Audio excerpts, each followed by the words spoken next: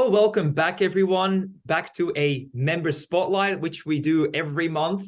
Joining me today is a man that I really appreciate and have a really good personal connection with. His name is Deon McHatton from Sage Group.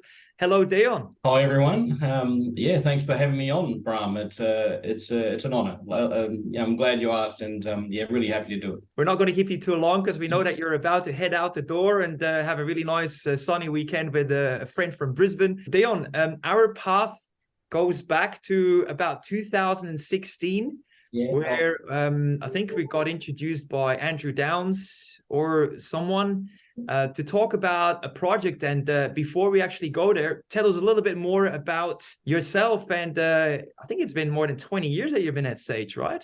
Yeah, tick through 21 now. Started the career as an electrician, so over at the Steelworks in Whyalla. So I went to my trade, but got taken on as a technician, and we did some industrial electronics certificate sort of thing in tandem with the trade school at the time. And so I came out with a certificate in industrial electronics, and then went on to do my engineering after that. Started Sage in 2002. So yeah, come down and joined as a system engineer, doing programming, PLC, HMI, SCADA. So a lot of work out at Holden, specifically when I first joined, and then through a lot of different plants and different processes and all around the space in Adelaide, doing programming, Electrolux and Michelle's Wool, and a lot of different major manufacturers at the time. A lot of even some time at Mitsubishi. So where our office is actually at Tonsley now, and it's a bit strange knowing that we were doing projects there on major press lines and that sort of thing, and then to have it as the technology hub that it is, and our main office. But so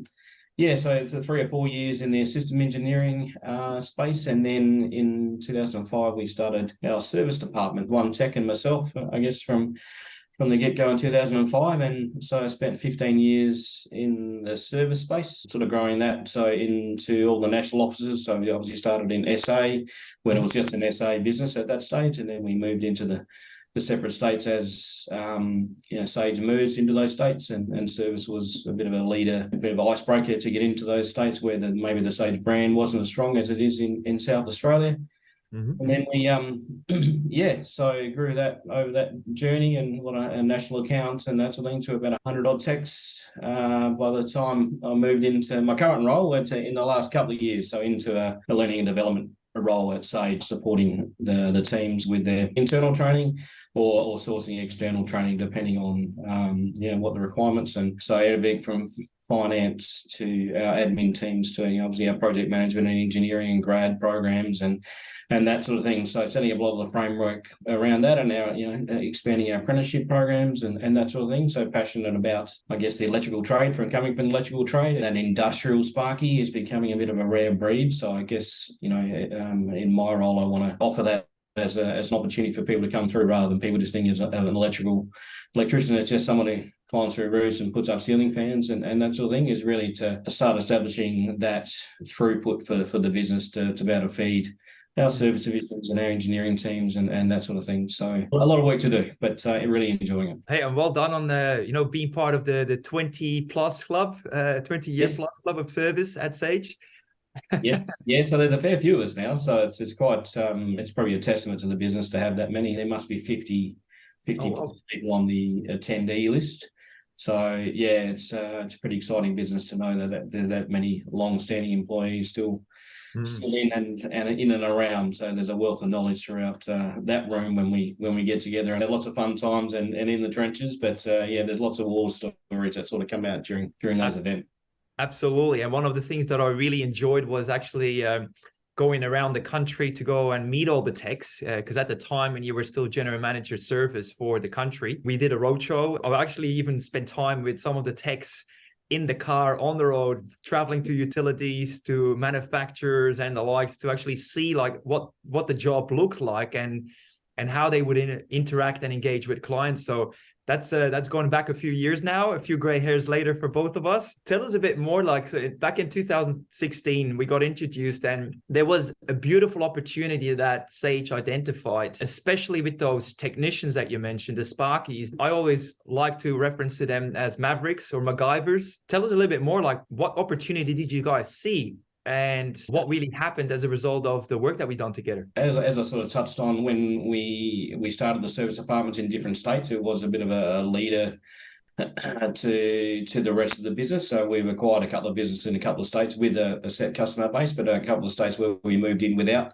that. And I guess, it's easier to give someone a 1-800 number and, get a very, very highly skilled technician to come out with their basic tool of trade is their laptop. They've got an A class electrical license, but to be able to diagnose and fault find on their higher end systems as well. It was a bit of a niche at that stage, and they would start to bring in business, I guess. So from that initial call, go out and do a really good job, and get the name out there a bit before we're tendering on larger $500K $1 million jobs where they don't know the Sage name. It's quite hard to get that brand recognition. So we always knew that, they're the front line and, we're the advocates for the business, and you go out and see the customer and they're in their worst possible state. Plants down, their manager's unhappy type thing. So the technician comes in with the cape on the back and the big S on the chest and fixes things that other people can't, and becomes that trusted advisor to that client pretty quickly because they've just, really helped them in a tight spot type thing. And we always knew how powerful that was. But I think when we first had a chat about it and Andrew introduced us, it was about giving them those techs who are anti-sales. They just don't see themselves as salespeople whatsoever. They're in that real tech space and engineering headspace. And we thought if we could arm them with some knowledge, and I think, the course you designed was great around just asking some relevant questions, at the end of, there's a pretty torrid time when you're out there on a service call, can be 2:00, 3:00 in the morning, and that sort of thing. But, once they've finished the job, just getting them to ask a couple of different questions on if there's any other problems on site or that they see any other opportunities for improvement and that sort of thing. So the whole, the course that, we went through, we did the roadshow was to get that up and running and get into a little bit into that headspace and sort of incentivize the program around that as well. Some people took to it really well, and some people still were a little bit standoffish, but I think at least they were asking more questions, and we really saw some people obviously make some pretty good money through the incentive schemes, but also just bring in a lot more customers as part of that process. So we saw it as a really valuable opportunity when you came in, and it's served us well. That's great. And it started all in South Australia, the home of Sage, with the first group of 15 people that, you mentioned after hours. We actually did the program back on Saturday mornings. Yes. Right. So to just get everybody in the same room and off the tools, so to speak. Yes. Then we also expanded it to all the other states. Yeah. As a result, in the first 18 months or so, we measured that there was a 21-fold return on investment. Yeah.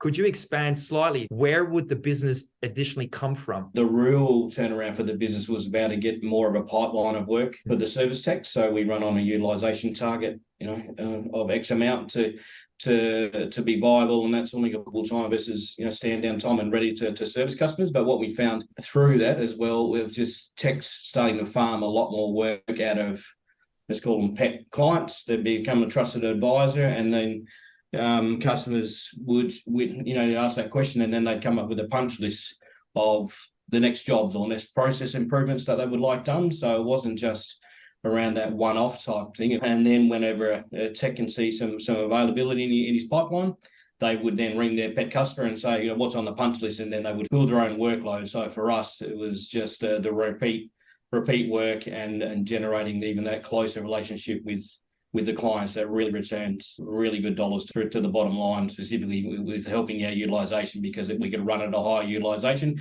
because we're not always just relying on breakdowns. We were able to fill more planned works as the team grew. Yeah, fantastic. I'm glad that we're actually having this conversation, because some of these things are actually new to me as well, which is great. You obviously mentioned that repeat work, higher utilization, more planned work, and the like. From a conversation I recently had with one of your peers, he mentioned that actually very often, thanks to having machines break down and the techs coming in, there was obviously often an opportunity to learn about new clients and therefore position themselves better for bigger work, even without the other departments, as in the manufacturing side, the skills lab side, Newcon, and so on and so forth. So there's been a lot of opportunity that kind of went across different divisions as well, right? Cross-selling, so to speak. And like I said, Sage is so diverse, and it was almost about upskilling our own people in all our offerings within the business as well, because not only giving them some tools on the sales standpoint, but you can get pretty focused just doing your breakdown work and doing what you do on all these different sites, but then to learn more about different parts of the business to be able to sell that better as well, not sell, but just ask relevant questions around what could be opportunities for the different parts of the business rather than just the service break fix style of work. That's right. I found myself in a tech meeting the other week where Damien Hewitt was present, and he mentioned literally that coming in to fix issues that right now are causing the business grief was a great opportunity to actually position themselves very early on for major tendering, and even help to design the tendering requirements, knowing already very detailed stuff about clients. He again made me see another side of how this actually has already helped in a big way. And the interesting thing about Damien, going back a fair way, he was actually a client of Sage Service. So the first experience he would have had with Sage would have been our service department. He was working at AI Automotive on Woodville Road there, parts, automotive parts supplier and that sort of thing. And so we were doing break fix for Damien when he was the leading hand or the maintenance manager out there back in the early days. So that's beautiful. I love it how everything kind of comes together. You can't get away from us Sage people. There's too many of us around now, mate. So you've got spies everywhere. So you guys are everywhere. Yeah. What would you say to people that are actually in the space, and sometimes people that are willing to make a transition into that? What sort of guidance would you give them, being an expert in that field? Like I said, that breeding ground is gone, and I was very lucky at, in my apprenticeship at BHP and having there's 7 or 8 major plants with all different technologies and all different, that we had rotation basis around to go to different stuff. So I was very spoiled, and like those big training grounds or those breeding grounds for people, unfortunately, like I said, waning. Obviously, I'm part of the skills lab team, part of the RTO. So while I sit within that, I only focus on our internal training. So really seek out some training in that space that you want to get into, because the industry understands that there's a bigger lead time.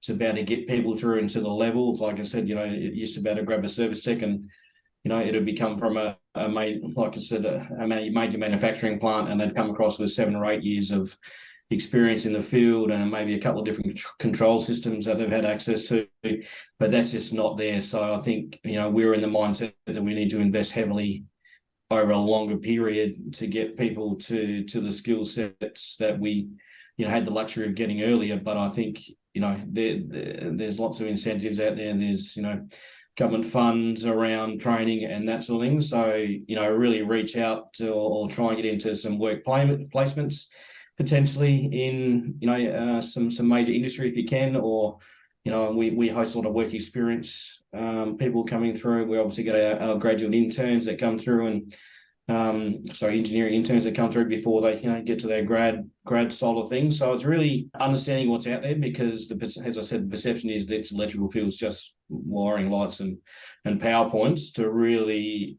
expose people to the exciting industry that we're in. And it's just the technology that evolves so quickly. It's exciting to be in, but to get that leap, you just need to reach out if you've got contacts in the industry, and then also seek out some training to sort of bridge those gaps. So then at least if you are getting in an industry, you're a little bit, you've got a leg up before hitting it in the face, if you know what I mean, of just overwhelming differences in the general electrical to the industrial electrical or engineering controls space.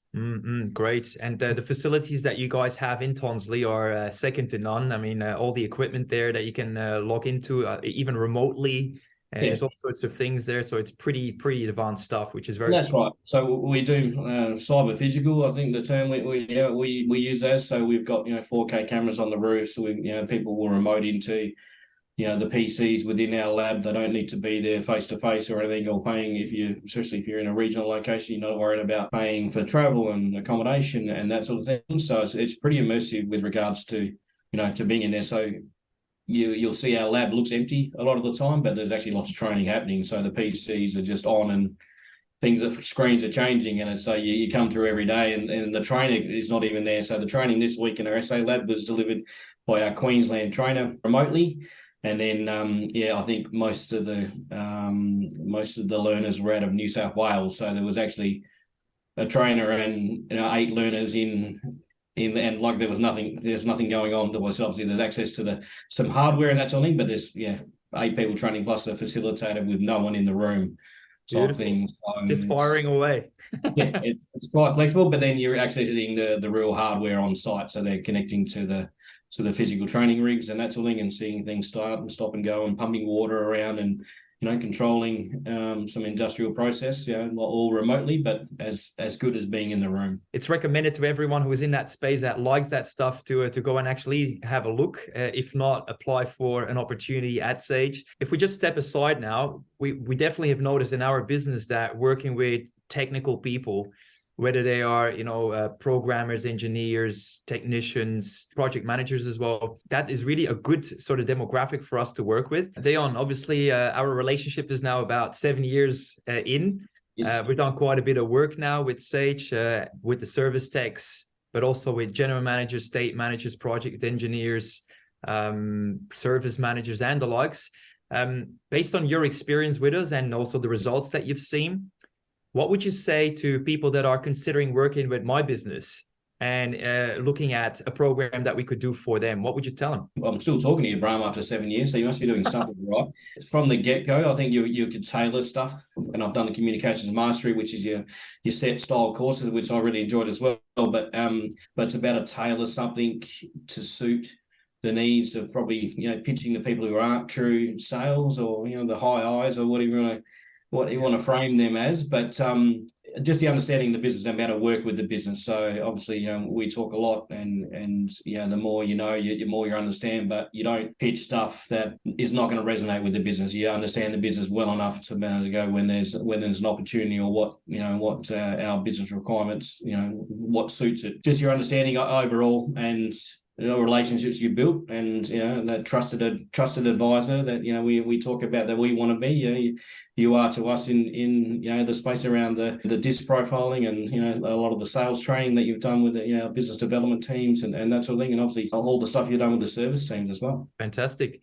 Could we expand slightly on what you've taken out for yourself with our program Communication Mastery, which is our disc-based program that is our own IP? You had some really great wins on the board with that. Yeah, I think we run our service division, and I never was probably never going around the right way, or to ask for some more investment to keep building the business. And while we built a very, very successful business, and like I said, I think we run it on an early rag, so to speak, from doing the profiling, and then looking back on when I've gone and asked for investment, and I'm speaking to a high D or something around those lines, where my profiles are in SIC type thing. So I'm a little bit of a different end of the spectrum. So I'm probably not just showcasing it like they wanted to digest. Other people come into the business, and I can see them getting these massive investments in their part of the business, and I'm just thinking, how are they doing that compared to them? What am I doing wrong? So I think it's obviously self-reflection and going,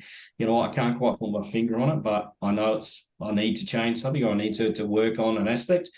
And then since I've done that, and then probably done the disc profiling, understand where I am, and then really preparing for meetings and understanding the attributes of the people I'm talking to, I've managed to get, a lot more investment into my new role. It's helping the business overall, but like I said, I've managed to change those conversations to get better outcomes for when I'm gone and ask for that investment. So for me, it's been really, really good. So I really enjoyed it. How beautiful is it that more than 20 years being in the business, and having worked with this person that you mentioned for so long already, now finally the penny dropped when we did the course of Communication Mastery.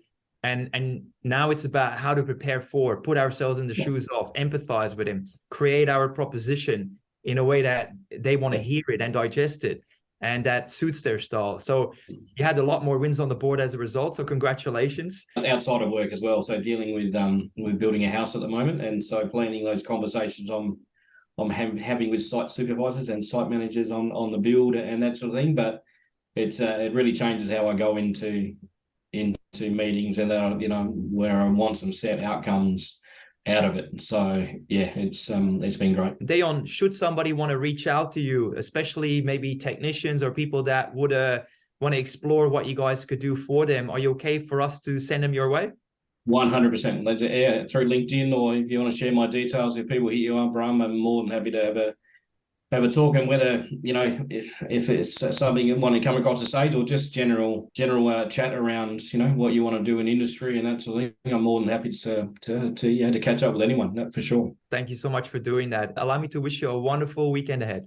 All right, thanks very much, Brian.